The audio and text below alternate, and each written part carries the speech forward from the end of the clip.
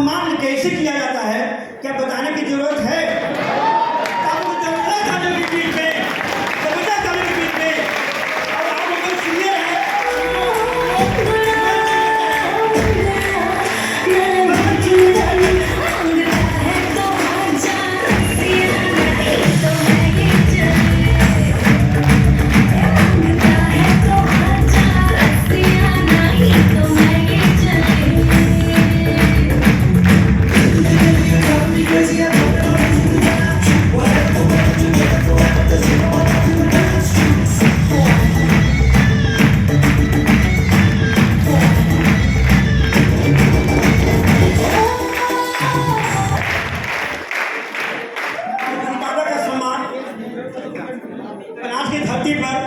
भूखे से किया जाएगा तो आप चंचल मैम को जबरदस्त ताली देखिए, ताली देखिए।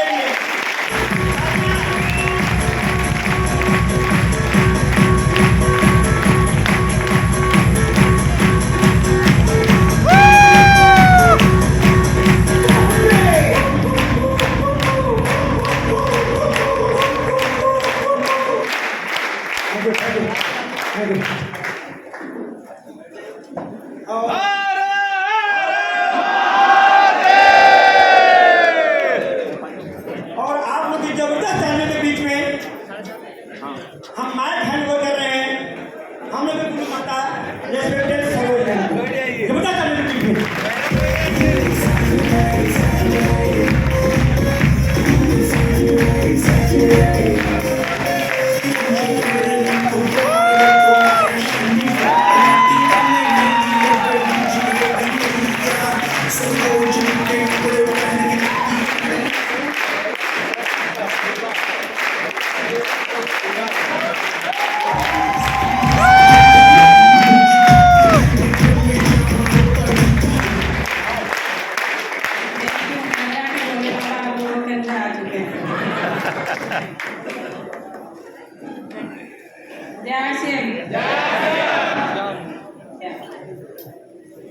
कैसा है मेरा आरसीएम परिवार?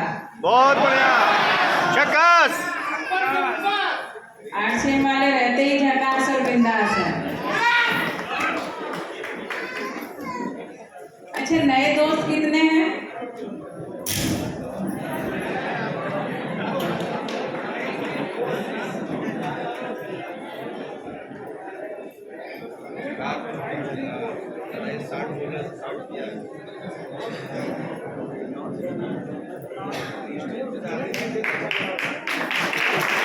हर सेमिनार में जरूरी नहीं कि मैं अपनी स्टोरी सुनाऊं, लेकिन वो मैं इसलिए सुनाती हूँ कि नए लोगों को मालूम पड़े कि बिजनेस क्या है और क्या दे सकता है, कहाँ तक हम इस बिजनेस में पहुंच सकते हैं।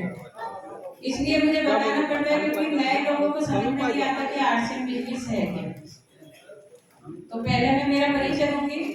नाम सरोज चौधरी, एमपी रतलाम से बिलोंग करती हूँ, रहने वाली यूपी मुरादाबाद की हूँ, और आज यहाँ पे आके ऐसा लग रहा है जैसे अपने मैके में आ गई हूँ।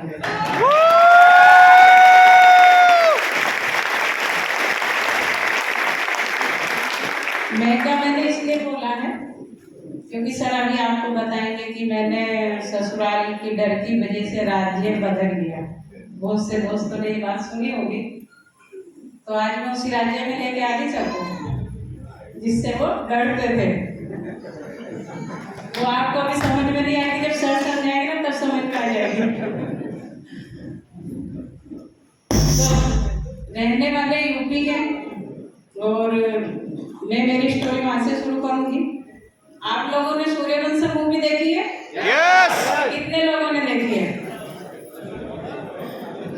वैसे मुझे लग रहा है जब आप लोगों ने सूर्यवंशम मूवी देखी है तो मुझे मेरी स्टोरी बताने की कोई जरूरत नहीं है, क्योंकि जो सूर्यवंशम में हुआ है वो मेरे साथ हुआ है।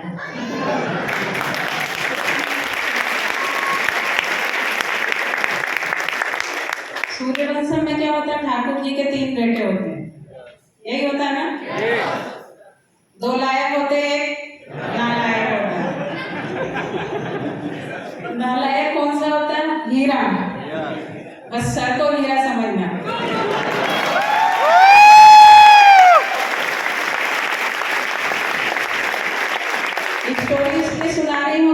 लोगों को टिकट लगा होगा, तो नए लोग वो टेंशन में होंगे ये टिकट किस लिए लिया गया है। तो जब मूवी देखने जाते तो टिकट लेना पड़ता है। मूवी देखने के बाद में आप क्या बोलते हैं कि पैसे वसूल हो गए। तो एक मूवी मैं भी दिखाऊंगी आपको, चौधरी वंशम, तो पैसे वसूल हो गए।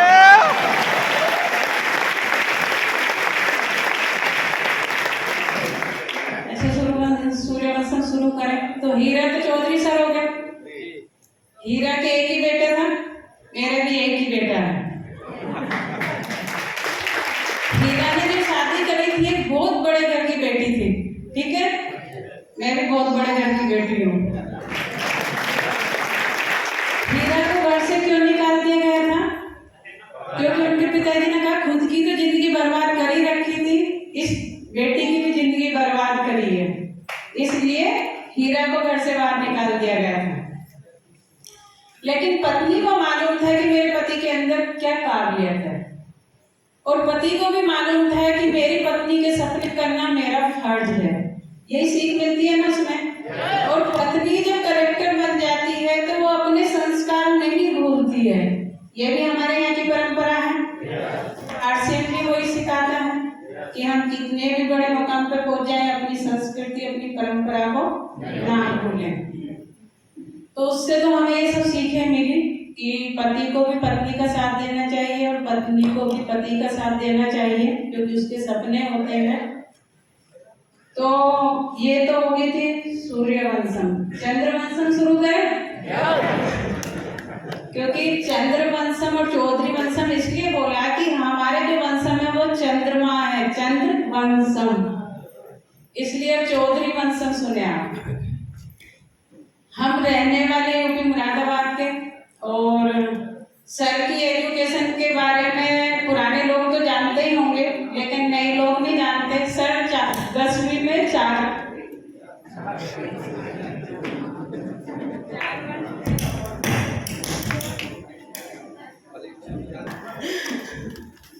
तो सर 10वीं में 4 बार फेल हैं, ये मैं नए दोस्तों से बताना चाहूंगी।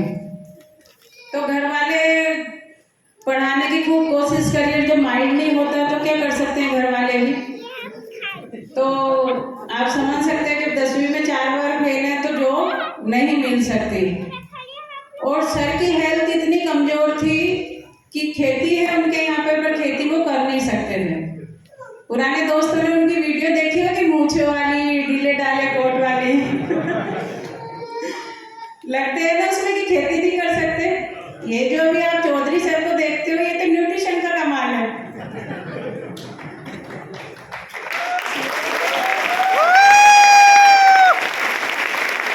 और न्यूट्रिशन का कमाल देखो कि न्यूट्रिशन खाते खाते कोई बोल ही नहीं सकता कि वो दादाजी हैं।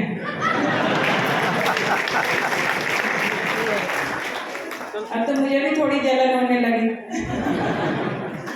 वो इसलिए होने लगी क्योंकि ये टाइम टू टाइम खाते बैग में रखे रहते न्यूट्रिशन, और हम ध्यान नहीं दे पाते लेट से, हमारी ये प्रॉब्लम है। और दूसरी एक चीज और बता दूं, जो लोग न्यूट्रिशन नहीं खाते हैं, DHA टेबलेट आती है, इसमें वो किसको खानी चाहिए? महिलाओं के लिए है ना, कि बच्चों के माइंड के लिए वो DHA टेबलेट खानी चाहिए, है ना? तो क्या वो जेंट्सों को भी खानी चाहिए? क्यों?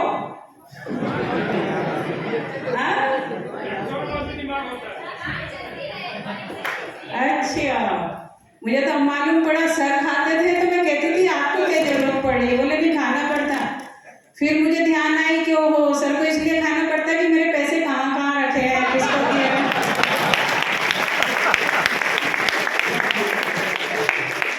सर का खाने का ये रीजन होता, कहते हैं ना 60 साल बाद आदमी की शक्ति आ जाता अपने यहाँ चाहत है तो सर अभी से माइंड को प्रिपेयर कर रहे हैं अपने को। तो वो खेती कर नहीं सकते थे और पैसा था नहीं कि कोई बिजनेस कर लें, इसीलिए वो सोचते बहुत थे कि कुछ बड़ा करना है। कहते हैं ना कि हमारे अंदर जब बचपन से कुछ सपने होते हैं कि कुछ बड़ा करना, तो एक ना एक दिन वो परमात्मा वो रास्ता हमको दिखाई देता है। तो ये बोलते थे कि कुछ बड़ा करना। तो मैं सर से हमेशा ये बोलती थी कि सर ना तो आपकी एजुकेशन है, ना आप खेती कर सकते, ना अपने पास में पैसा, फिर बड़ा क्या करोगे? बोले कुछ भी करूँ। तो मैंने सर से यही कहा था कि सर कुछ बड़ा करना है तो क्यों ना हम यूपी को छोड़े, क्योंकि जहाँ पर रहते हैं वो छोटा बिजनेस नहीं कर सकते, लोग मजाक बनाते हैं। लेकिन हम दूसरे वहाँ पे जाएंगे तो कुछ भी छोटा बिजनेस करेंगे, कोई मजाक नहीं बनाएगा। इस तरह से हम एमपी में आ गए। एमपी में 2075 रुपये सर को मिला करते थे। आप समझ सकते हो कि 2075 में पूरा महीना मेंटेन करना कितना मुश्किल होता है। मकान का रेंट था, बच्चे की फीस थी, किराना था। तो इसी बात पे सर से झगड़े होते थे कि क्या ये लाइफ ऐसे नहीं निकलेगी। झगड़े इसलिए होते थे क्योंकि ये लाइफ मैंने कभी देखी नहीं थी। जो आज हम गाड़ी बंगले की बात करते हैं आरसी में, वो तो मैंने मेरे बचपन से मेरे घर पे देखे हुए थे, नौकर चाकर, गाड़ी बंगले सब कुछ थे। लेकिन एक जब गरीबी से हम अमीरी की तरफ जाते हैं तो बहुत अच्छा लगता है कि साइकिल से बाइक आई, बाइक से कार आई। लेकिन जब हम अमीरी से गरीबी की तरफ जाते हैं तो बहुत दर्द होता है। तो जब वो अमीरी से हम गरीबी की तरफ इस तरह से जी रहे थे तो सर से मेरे हमेशा रोज झगड़े होते थे कि सर क्या लाइफ ऐसी चलेगी। और सर मुझे समझाते थे कि नहीं, एक न एक दिन बहुत कुछ अच्छा होगा। समझ नहीं था, चुप बैठ नहीं था उस समय। लेकिन एक दिन सर आते और मेरे को बोलते कि सरोज एक बिजनेस है और इस बिजनेस को करने से लाखों की इनकम आएगी। जैसे नए दोस्त है वो भी समझते होंगे कि क्या है ये आरसीएम बिजनेस। उनको मैं बताना चाहूंगी कि सर आते हैं बोलते हैं कि एक आरसीएम बिजनेस है और कपड़े पहनने से इनकम आती है। तो नए दोस्त भी समझते हैं कि कपड़े तो हम पहले से पहले कभी इनकम नहीं आई। तो मैंने भी सर से यही कहा था कि सर कपड़े तो हम बचपन से पहनते हैं, कभी इनकम नहीं आई। सर ने कहा कि नहीं, ये सिस्टम ऐसा है, इसको करने से हमको लाखों की इनकम आएगी। तो विश्वास तो नहीं हो रहा था क्योंकि नेटवर्क तब तक कोई इतना नहीं सुनता था। अभी तो नेटवर्क के बारे में काफ़ी लोग समझते हैं। तो सर ने मेरे को बोला कि सरोज में 2075 रुपये मिलते हैं और 1480 की गाइडलाइन के पहले की बात है, किट मिला करती थी और मैं फॉर्म भर चुका हूँ, मैं इस बिजनेस को करूँगा। तो मैंने सर से यही कहा था कि सर इस बिजनेस को लेडीज भी कर सकती हैं। सर ने कहा कि हाँ लेडीज भी कर सकती हैं। तो मैंने सर से कहा कि सर इसमें लेडीजों के लिए क्या है। तो सर ने कहा लेडीजों के लिए तो इसमें ऐसा कुछ नहीं है, शर्ट के पीस आते हैं 3, तुम चाहो तो उसमें से कुर्ते सिला लो। दोस्तों मेरा उद्देश्य कोई बिजनेस करने का नहीं था कि मैं बिजनेस को करूंगी।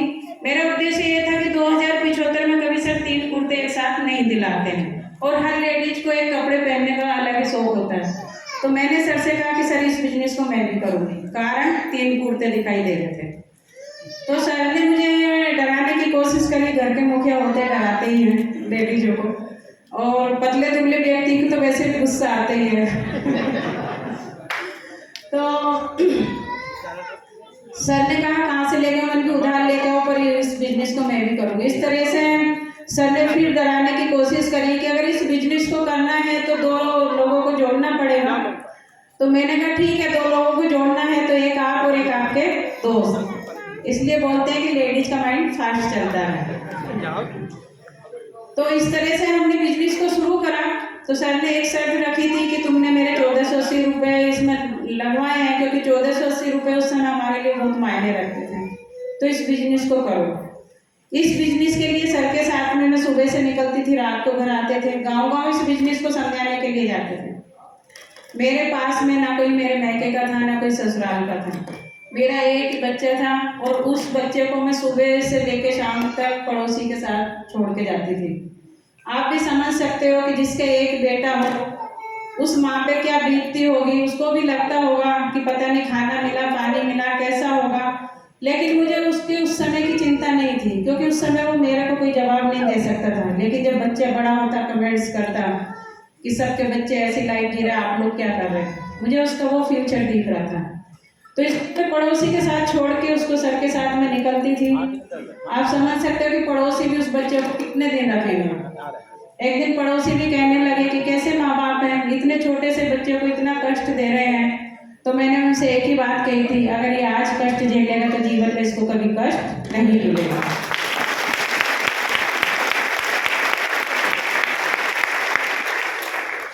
इस तरह से हमने इस बिजनेस को शुरू करा और बिजनेस शुरू हो गया। मैं यही कहना चाहूँगी कि लेडीजों को हम इन्वॉल्व नहीं करते इस बिजनेस में, ये हमारी सबसे बड़ी कमजोरी है। मैं बिजनेस तो शुरू कर लिया था 3 कुर्तों की वजह से, लेकिन आगे मैं इस बिजनेस को नहीं समझ पाई थी। सर फील्ड में जाते थे और सर जब फील्ड में जाते थे मैं घर पे बच्चों को देखती थी। सर सुबह निकलते थे, रात को 1 बजे आ रहे हैं, 2 बजे आ रहे हैं। तो जब रात को सर आते थे तो झगड़ा होता ही है घर पे। नए दोस्तों से कहना चाहूंगी जो इस बिजनेस को शुरू कर चुके हैं तो आपके साथ भी ये प्रॉब्लम आएगी। तो झगड़ा होता था कि क्या है ये बिजनेस, इससे तो जॉब ठीक थी कि टाइम से जाते थे टाइम से आते थे। तो सर जब परेशान हो गए तो सर ने एक बिजनेस के, तो मैं चाहूंगी एक बार उनके लिए जोरदार ताली हो। तो उनको पूछा तो उन्होंने एक ही बात कही थी कि अगर तुम्हें इस बिजनेस में बड़ा करना है तो एक बार उनको सेमिनार में लेके आओ। तो जब मैं सेमिनार में गई और जब मैंने उनको देखा कि लोग उनका ऑटोग्राफ और फोटो ले रहे, उनका क्या सम्मान हो रहा, तब मैंने सर से यही कहा था कि सर इस बिजनेस में पैसा तो खूब आएगा, लेकिन मैं आपका ये मान सम्मान भी देखना चाहती हूँ, आपको उसी स्टेज पे देखना चाहती हूँ। वो तो गुरु है, गुरु की जगह तो कोई नहीं ले सकता, लेकिन गुरु के बताए रास्ते पे चलते हुए हम यहाँ तक आए हैं। तो कहने का अर्थ होता है जब हम सेमिनार में आते हैं तो हमारे विजन क्लियर हो जाते हैं कि हमको क्या चाहिए इस बिजनेस में।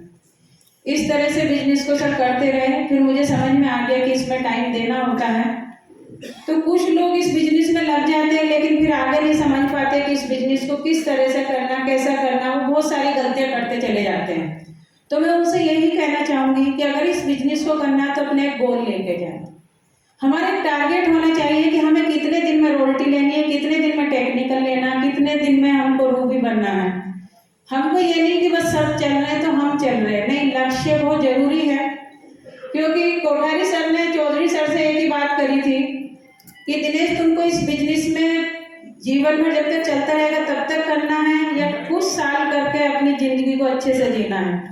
तो सर ने एक ही बात कही थी कि सर मैं तो कुछ दिन ही इस बिजनेस को करूंगा, फिर अपनी जिंदगी को अच्छे से एंजॉय करूंगा। तो उन्होंने कहा था कि अगर ऐसा करना है तो तुम्हें 5 साल इस बिजनेस में भूत की तरह दौड़ना होगा, इस तरह से इस बिजनेस को करो। तो सर ने मेरे से एक ही बात कही थी कि सरोज मुझे 5 साल दे दो तुम। 5 साल मेरे को कभी मत बोलना कि किसी की शादी में जाना, किसी की पार्टी में जाना या कोई बीमार है, मैं कहीं नहीं जाने वाला हूँ। तो मैंने भी सर से कहा था सर 5 साल से एक दिन भी ऊपर नहीं दूंगी फिर मैं आपको। तो सर ने कहा ठीक है। तो वो 5 साल सर ने मेरे से लिए थे। उन 5 साल में ना तो सर किसी के बर्थडे पार्टी, शादी या किसी को कुछ भी हुआ कभी नहीं गए थे। यहाँ तक कि मुझे याद है कि मेरी एक बार हेल्थ खराब हो गई थी, मुझे बॉम्बे में ब्लड आया था, तब सर कहीं बाहर थे तो सर ने कॉल किया था कि मैं आता हूँ तो मैं देखता हूँ पहले कि ऐसे क्या हुआ। हर व्यक्ति डर जाता है, लेकिन उस बिजनेस को मैं समझ चुकी थी। तो मैंने सर से कहा था कि नहीं सर, नए लोगों को मीटिंग में लाना बहुत मुश्किल होता है और मेरा इलाज आप नहीं करोगे, एक डॉक्टर करेगा, तो आप इस बिजनेस पर ध्यान दो।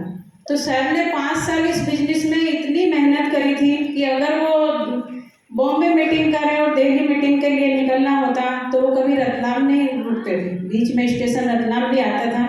वो सिर्फ कॉल करते थे कि सरोज मेरे धुले हुए कपड़े ले आना, खाना ले आना और मेरे गंदे कपड़े ले जाना। इस तरह से वो फील्ड में 25 दिन रहते थे। 25 दिन फील्ड में रहते थे, 5 दिन घर रहते थे। और आज उल्टा हो गया, आज 5 दिन फील्ड में रहते, 25 दिन अपने पोते के साथ में खेलते हैं।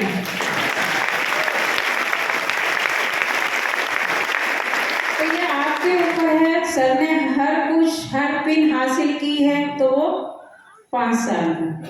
सर का पहला टारगेट था कि मैं एमपी का पहला रोल्टी अचीवर बनूं, तो वो पहले ही रोल्टी अचीवर बने। सर का दूसरा टारगेट था मैं एमपी का पहला टेक्निकल अचीवर बनूं, तो पहले टेक्निकल अचीवर बने।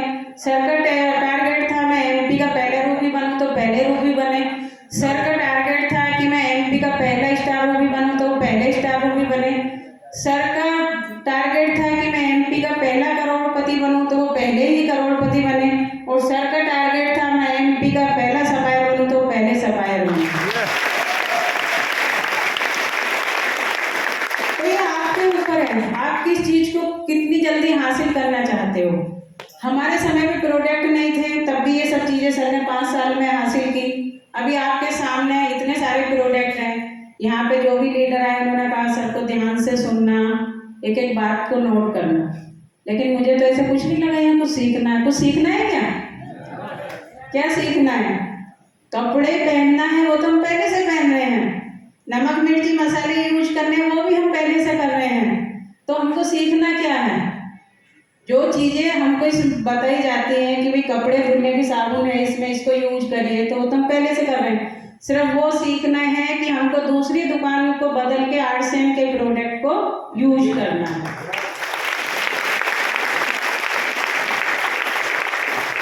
हमारी कंपनी का उद्देश्य क्या है? आज जो इतनी मिलावट हो रही है, इसी का उद्देश्य है कि स्वस्थ रहे। मोदी जी का नारा क्या है? स्वच्छ भारत। और आरसीएम का नारा क्या है? स्वस्थ भारत। तो स्वस्थ के लिए क्या चीज चाहिए? मिलावट किसी भी प्रोडक्ट में नहीं होनी चाहिए। और मिलावट इतनी हो रही कि हम उस चीज को समझ ही नहीं पा रहे हैं। क्योंकि मैं बॉम्बे मीटिंग थी, वहां गई थी, कुछ खाने में ऐसा आ गया कि मेरी तबीयत बहुत खराब रही और यहाँ भी कोई आने का चांस नहीं था। वो तो बाबा ने बुलाया अपनी बेटी को, तो मैं आप लोगों के बीच में आ रही हूँ। मेरी तबीयत बहुत ज़्यादा खराब थी और दवाई ली, खाने में तो मिलावट थी, मालूम पड़ गया मेरे को, लेकिन फिर दवाई ली। और कल जब मैंने बबलू चौहान जी हैं, उनको मैंने मेरी दवाई दिखाई कि 8 दिन हो गए, मेरे को आराम क्यों नहीं हो रहा इस दवाई से, तब उन्होंने देखा तो कहा कि मैडम ये तो मेडिकल वाले ने नकली दवाई दे दी। तो अब आप बता सकते हो कि 8 दिन से मैं दवाई खा रही थी और उस दवाई से मुझे आराम नहीं हो रहा था। क्यों? क्योंकि नकली थी। वो कल फिर किसी की बाइक पर बैठ के गए और मेरे को दवाई ला के दी। सिर्फ एक ही खुराक खाई है, बाकी तो पॉलीथीन आपकी कार में ही रह के रखी हुई। तो मतलब मिलावट, हम कहाँ तक बचेंगे? अपने शरीर को, अपने पैसे को हम ऐसे ही व्यर्थ में गंवा देंगे। तो हमको प्रोडक्ट ओरिजिनल मिले, इस पर हमें काम करना है। दूसरी मेरी बहनों से कहना चाहूँगी कि हमारे जो इसमें प्रियंका मैम इस पर काम कर रही हैं, लेडीजों के लिए काम कर रही हैं, की सोल के इसमें प्रोडक्ट हैं जो कि एकदम इतनी अच्छी क्वालिटी के, जब तक हम यूज नहीं करेंगे हमको मालूम नहीं पड़ेगा कि इस प्रोडक्ट में क्या खासियत है। आज किसी के भी यहाँ कोई फंक्शन होता, शादी